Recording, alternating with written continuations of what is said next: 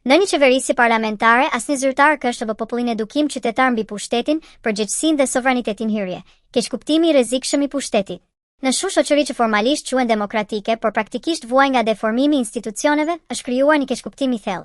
Ideja se deputeti, ministri apo kryeministri është më lart se qytetari. Ky keqkuptim nuk është thjesht teorik, ai prodhon arrogancë politike, pandëshkueshmëri dhe një ndarje të rrezikshme mes shtetit dhe popullit. Në një republikë parlamentare, ky perceptim është thelbësisht I gabuar.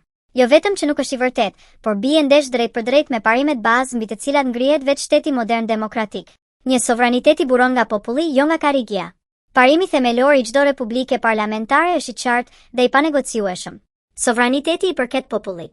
Kjo do të thotë se populli është burimi I vetëm I legjitimitetit politik. Çdo pushtet I deleguar është I përkohshëm. Çdo mandat është I kushtzuar nga vullneti qytetar. Deputeti nuk është sovran. Ministri nuk është sovran. Kryeministri nuk është sovran.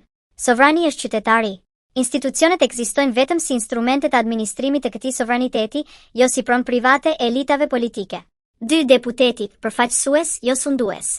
Deputeti në një republikë parlamentare zgjidhet me votë drejt për drejt ose indirekte të qytetarëve, për një mandat të kufizuar në kohë, për të përfaqësuar interesat e popullit, jo të vetat. Në thelb, deputeti është një delegat politik, një zi I qytetarëve, një përfaqësues I nevojave publike. Ai nuk është pronar I mandatit, por huamarrës I përkohshëm I besimit qytetar.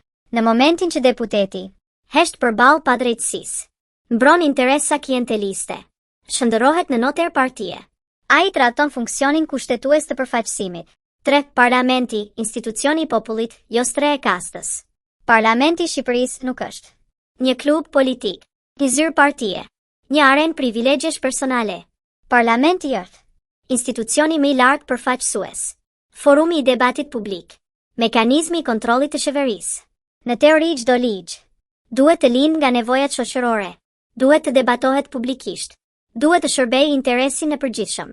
Në praktik, kur parlamenti shndërrohet në një sallë votimi mekanik, kemi kolaps institucional, jo demokraci funksionale.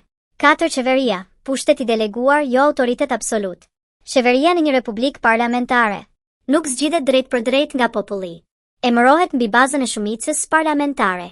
Është politikisht dhe moralisht përgjegjëse përpara qytetarëve. Ministri nuk është I fortë.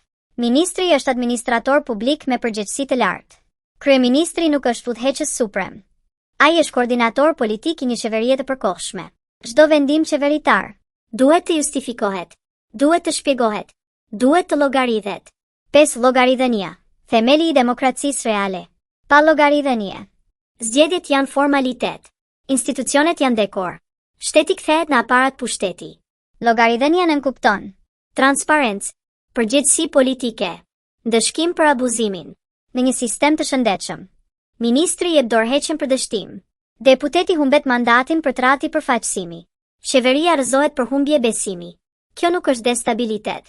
Kjo është demokraci funksionale. 6. Mësimi I historisë. Asnjë pushtet nuk është I përjetshëm. Historia është e pamëshirshme me pushtetin arrogant. Perandori, mbretëri, regjime absolute kanë rënë jo sepse populli ishte I dobët, por sepse pushteti refuzoi llogaridhënien. Elita u shkput nga realiteti. Sundimi u zvendësua nga arroganca. Nëse perandori më të mëdhenj Iran, imagjino sa e brish është një qeveri në një republikë parlamentare.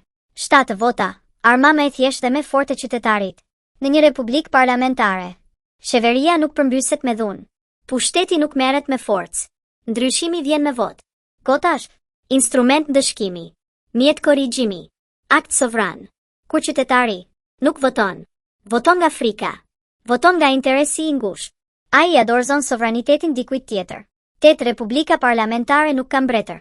Republika e Shqipërisë, si çdo republikë parlamentare, nuk një figura të shenjta politike. Nuk ka lider të paprekshëm, parti të përjetshme, pushtete absolute.